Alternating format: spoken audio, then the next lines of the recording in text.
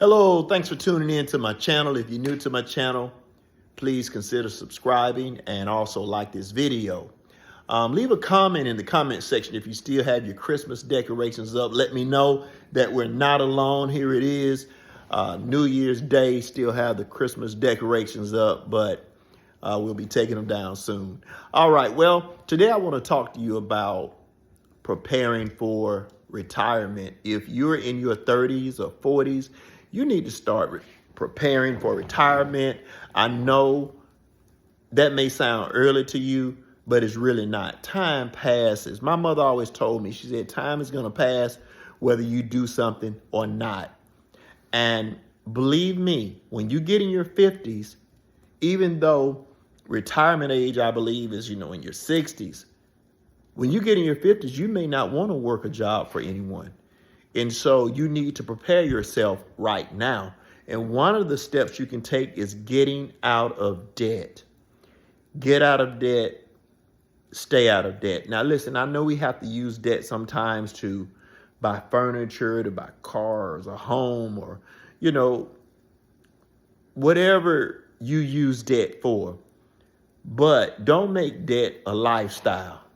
That's a lesson that I have learned, and I'm sharing it with you. Do not make debt a lifestyle. If you're having to depend on debt, it's one of two things. Either your spending is out of control, you lack the discipline that it takes to say no to things that you may want.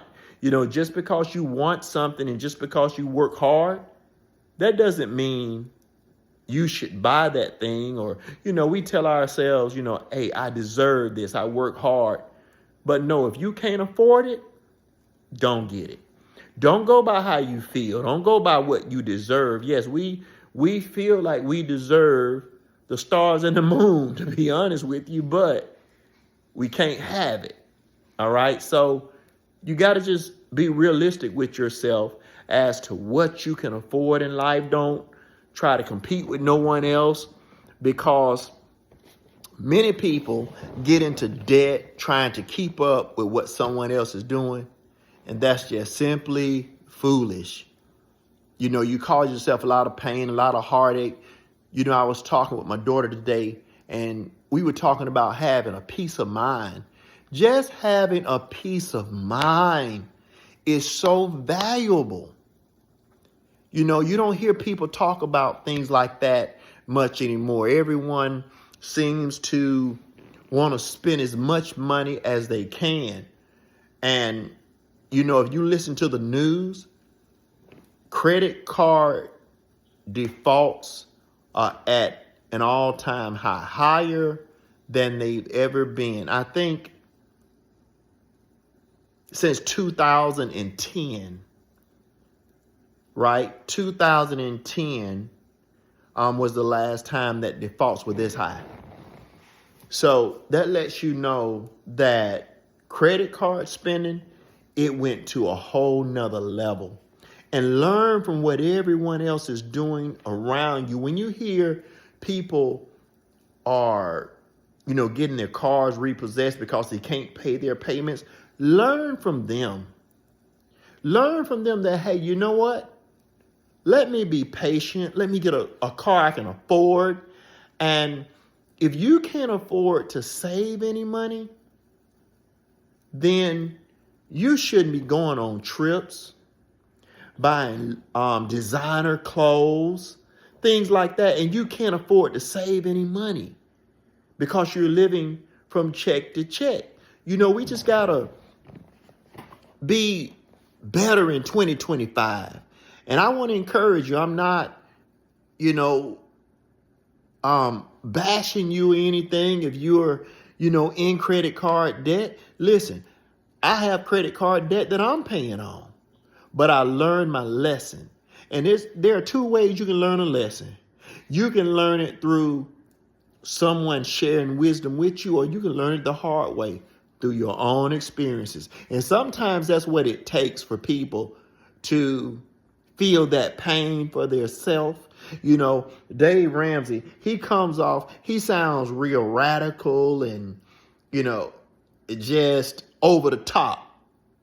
But the reason why Dave Ramsey is so stern about not using debt is because the pain that he experienced.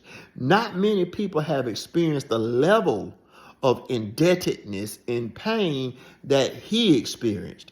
We're all on different levels of debt. And depending on your debt level, you've experienced enough pain to say, you know what? I don't think I want to stay in credit card debt. Maybe you've experienced enough pain to say, you know what? I don't want to use a credit card anymore. They're different levels. So there's someone else who hasn't been in $10,000, $20,000 worth of credit card debt. So to them, you know, you might sound over the top. Like, oh, come on, it's just a credit card. You know, I use my credit card and I have control of my credit card. Yeah, until you get $10,000, $20,000 in the hole, then you'll understand the danger of using credit cards without discipline. Listen, a credit card can be a great thing, but it also can be a bad thing. I'm looking at this fireplace, and that's real fire burning right there. It's real wood. And yeah, credit is like playing with fire while I'm thinking about it. Listen, you got to be very careful when you're dealing with these credit cards. A lot of times, you know, I have even encouraged people to build their credit, get credit cards and things of that nature. But to be honest with you, sometimes I rethink, like, man, you know, you got to be careful who you encourage to get a credit card, because, yeah, you can get yourself in a lot of debt if you're not careful. So set some standards. Don't try to, you know, spend above your means. Make sure that you can pay the credit card debt back. And if you need to cut your credit card up or even just put it up so that it's not in your wallet and you got that easy access to it when you go out, hey, just put it up for the time being and don't use it. All right. So listen, I hope I said something to help you in 2025. Continue to come back, listen to the videos. We're going to get out of debt together this year. I'm going to let you know about my debt-free journey. I am working on it, and, you know, it's surely to come to pass. And so, listen, just keep your head up, stay in prayer, read your scriptures concerning finances and debt freedom. And, you know, I pray and I stand in agreement with you to be debt free in the area of all your consumer debt. All right. And even your business debt. All right. So God bless you. Till next time.